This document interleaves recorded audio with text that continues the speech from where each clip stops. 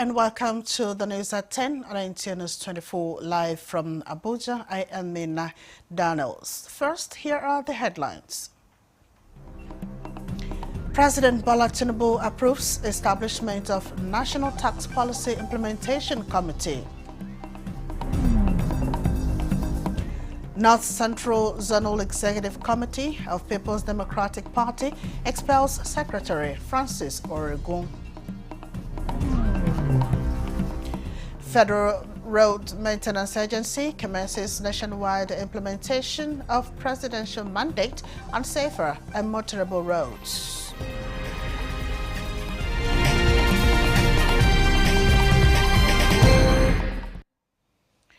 President Bola Tinubu has approved the establishment of the National Tax Policy Implementation Committee, NTPIC. The committee, which Mr. Joseph Tebe chairs, will ensure the implementation of the administration's landmark tax reforms in line with the economic aspirations of the government and people of Nigeria.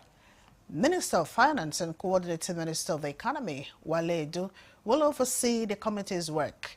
The committee will undertake extensive consultations across the public and private sectors to ensure broad-based input into the implementation process. Its chairman, Tebe, is a fellow of both the Institute of Chartered Accountants of Nigeria and the Chartered Institute of Taxation of Nigeria.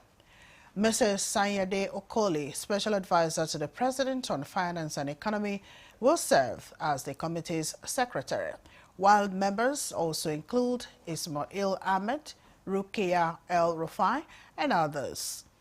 In establishing the committee, President Tinubu emphasized that effective implementation of the Tax Acts is central to the nation's economic transformation agenda and critical to strengthening public finance management, while safeguarding the legitimate expectations of investors and the productive sectors.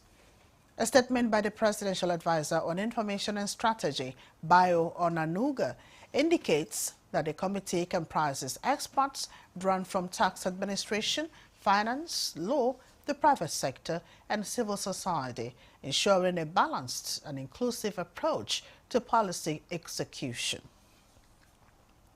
Meanwhile, the Presidential Fiscal Policy and Tax Reforms Committee is seeking collaboration with the National Orientation Agency to promote correct and right information regarding the new tax regime as against some misleading narratives in the public domain. Kenneth Nanim reports that the SALT partnership is in preparation for the January takeoff of the new tax law. The new tax reform law is scheduled to take effect from January 2026. But many Nigerians are yet to have a full understanding of what this new tax law is all about. It is for this reason, therefore, that the Presidential Fiscal Policy and Tax Reforms Committee is urging the National Orientation Agency to develop jingles with human characters from different endeavors to of the new tax law. The people are not aware, they can't even take advantage of those benefits, and they continue to go through the pain and the complications they are dealing with, particularly to do with multiple taxes in Nigeria. So we think that we should be able to make communications in local languages. The Director General of NOA enumerated various information dissemination platforms and human capacity networks available for the committee and the agency to work together and carry out a reorientation campaign and advocacy in order to spread the right information, especially at the grassroots. And we cannot wait and allow those who don't mean well. That's one category. And those who genuinely do not understand, that's another category, to be misled, and into impeding the process. Both parties urged those planning for protest in January against the intended new tax law to shield their swords and embrace the numerous benefits therein. Kenneth Nanim, NTA News. Minister of State for Defense Mohammed Bello says Nigeria must invest in both people and technology to combat evolving security threats. Defense correspondent Ismail Musa reports that the minister started this at the end of the 2025 Chief of Defense Intelligence Conference. The conference created an avenue for stakeholders to reassess traditional intelligence methods and explore fresh data-driven approaches, with deliberations focusing on integrating multi-source intelligence, leveraging emerging technologies, enhancing human intelligence assets, improving inter-agency collaboration, and adopting new frameworks to protect Nigeria's national interests. The Defense Intelligence Agency reaffirmed that intelligence remains central to national defense. To anticipate and respond to a threat, however, technology alone is not sufficient. The experience, judgment, and dedication of our intelligence personnel remain essential. The future of intelligence work in Nigeria and across the sub-region depends on our ability to integrate multiple data sources, apply advanced analytics, and foster collaboration across the defense and civilian security architecture. Therefore, let us return to our respective duty posts, reinvigorated and more determined to advance the frontiers of national intelligence and security for development. It was also an avenue to review its operational performance and deepen cooperation with defense attachés. The federal government has renewed its commitment to tackling insecurity, calling on regional and international allies to strengthen collaboration in the collective fight against insecurity. Secretary to the Government of the Federation, George Akeme, gave the assurance when he received a delegation of the Charismatic Bishops' Conference of Nigeria, led by its president, Archbishop Leonard Bature Cowers, who paid him a courtesy visit in Abuja. The SGF said the Tinubu-led administration is doing everything within its power to ensure the security of lives and property, and also sought collaborative support from international allies to fight the menace. He acknowledged the vote of confidence passed on the administration of President Bola Tinubu, which is a testament to the efforts made by this administration towards tackling insecurity and other challenges facing the country. The president of CBCN, Archbishop Leonard Bature Cowers, reaffirmed their commitment to supporting the Tinubu-led administration in its quest to fight insecurity, and also passed a vote of confidence in the administration. The Court of Appeal, Abuja Division, has convicted and sentenced a murderer and motorcycle snatcher to death by hanging for killing his victim in 2017. The convict, Hamza Tahiru, was apprehended at the Katampe area of Abuja. The report. Hamza Tahiru and a certain Uhis Omoele boarded a motorcycle of one Musa Seidu in Katampe in March 2017, but used the screwdrivers in their pockets to stab him, leading to his death and dispossessing him of the bike. They were apprehended and taken through trial before a high court of the FCT, where their voluntary witness statements were tendered. On its own volition, that is suo motu, the trial court expunged the witness statements from the records, despite the fact that the defendants were unable to prove that their statements were obtained under duress. Having been acquitted by the trial court, the police appealed the matter, canvassing arguments in line with the Evidence Act 2011 and AGJA 2015. The three-man appellate court panel, comprising Justices Kwewumi, Hugo, and Okon Abang, had a different view from the trial court that a witness statement voluntarily obtained from a suspect or defendant by law enforcement remains subsisting on him. Since this appeal was filed by the police against Hamza Tahiru, the second defendant in the trial, the court held that Tahiru took part in the murder of Seidu and found him guilty of culpable homicide. The court has spoken, and we assure you that if the appellant or the respondent in this case wants to go upstairs, he's free. And that will be the position, yes. The court has given its judgment, so we'll go and act accordingly. He was sentenced to death by hanging, second count, life imprisonment, and 6 months imprisonment on the third count. The case is the first appeal on the matter concerning the murder of a commercial motorcyclist, Musa Seidu, in Katampe, Abuja in 2017. And as countries across the world adopt varying forms of affirmative measures to improve the quality of governance, Nigeria must follow a similar path of progressive ideology by promoting inclusiveness, especially reforms that support women's participation. First Lady Oluremi Tinubu made the submission at a dinner she hosted for serving and past members of the National Assembly at the banquet hall of the Presidential Villa. State House correspondent Adeni Taiwo reports. The ambience at the dinner is reminiscent of her time as a three-time senator, as Nigeria's First Lady Oluremi Tinubu exchanged banters with her former colleagues at the National Assembly, past and serving, who are our distinguished guests. The reunion, with Vice President Kashim Shettima in attendance, presents a unique opportunity to reflect and deepen conversation on issues affecting national security and education, particularly for women and children. So, pleasantries soon gave way to serious discussion as the First Lady pushed the frontiers of her advocacy for more women representation in governance. The bill on special seats for women as the main anchor. Tonight presents us with a unique opportunity to explore the future of our children, especially through women's representation across the country, particularly with regards to the reserved seats for women bill that is before the National Assembly. I ask myself, is this bill indeed possible to scale through? Yes.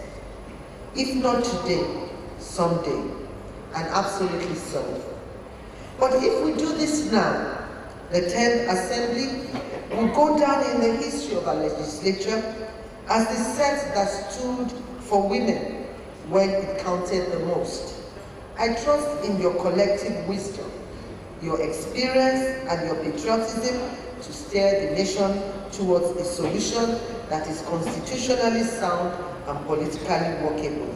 Let's back up the idea of the First Lady. She's a force of nature. And what she's advocating for is the same issue that I am advocating for. We are on the same page. The psyche of many Nigerians were traumatized in the last 1 week. But the National Assembly is in the fight alongside the President. So says Senate President Godswill Akpabio as he led special remarks at the dinner, which collectively reflect an acknowledgement that more women must be in the room when issues affecting their interests are on the table. And history is better made today.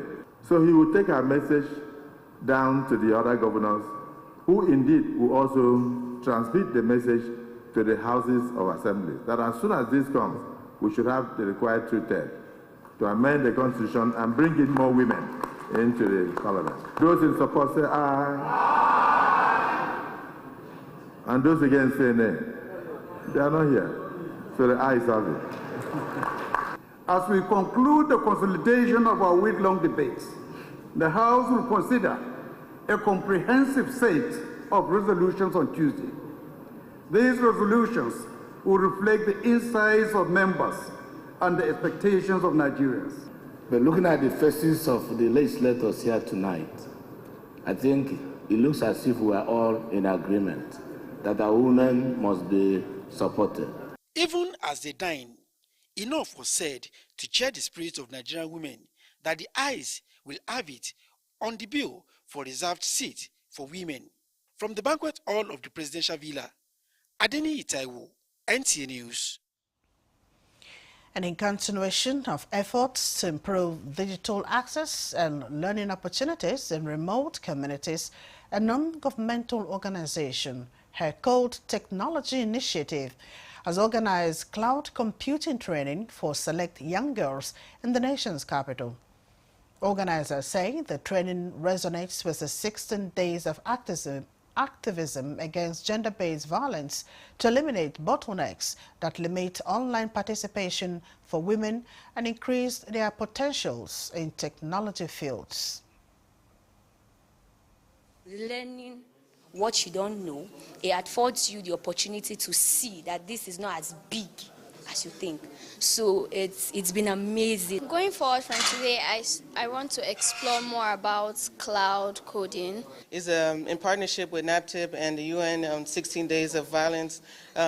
This will encourage our girls to be aware of what is going on, and also give them confidence to preach to their community, uplift themselves in their community, to prevent violence. It's important today for them to be aware about cloud computing and understand its value in the space. The group also took the empowerment to the grassroots, visiting the IDP camp in Durumi to train internally displaced people, especially women, on making detergents and antiseptic materials as a panacea to poor sanitary conditions in the camp. Anything will can help me, but today I learned to make liquid soap. I want to assure you that the trainees, at least 40, 50 in number today, will now train others. The participants received skilled acquisition certificates from the organizers. Let's take a break here. More reports coming shortly. Legendary final sale of the year is here. This festive season, enjoy extra savings on luxury and comfortable sofa sets, modern and functional dining sets, sophisticated and smart bed sets, and our royal collections. Classy, premium, and truly exclusive. Shop 10 million naira and receive a complimentary Daisy tea set. Spend 15 million and take home a 65-inch smart TV. Go higher at 20 million and experience unmatched comfort with our exclusive massage chair. Visit our showrooms in Abuja, Lagos, Kano, and Enugu, or shop online. It's big, it's bold, it's unforgettable. It's Baffy Furniture's legendary final sale of the year. And the National Productivity Order of Merit Award goes to... The only tomato paste manufacturer to win the National Productivity Order of Merit Award by the Federal Government of Nigeria, endorsed by the Association of Private Medical Practitioners of Nigeria. This is an evidence of 100% natural goodness, great quality and great taste. So eat healthy to live longer. Use Arisco tomato paste and products. 100% natural tomato. Now one day. Better food now. Buy now and enjoy up to 20% discount. Arisco tomato paste. Feel the power of precision, engineered to perfection. Every component is crafted with care, and each design is meticulously tested. From concept to creation, our engineers push the boundaries of technology, seamlessly blending performance and sustainability with a deep commitment to African ingenuity. Introducing the CNG Boss, a remarkable achievement in engineering designed to operate on compressed natural gas, a cleaner and more sustainable fuel alternative. At Innocent Vehicles, we proudly lead the way in creating greener mobility across Africa. And it doesn't stop there. From SUVs to sedans, spacious buses to electric cars, Innocent offers a wide range of models designed to meet every need. Innocent Vehicle, the pride of African roads. This is NTA News 24.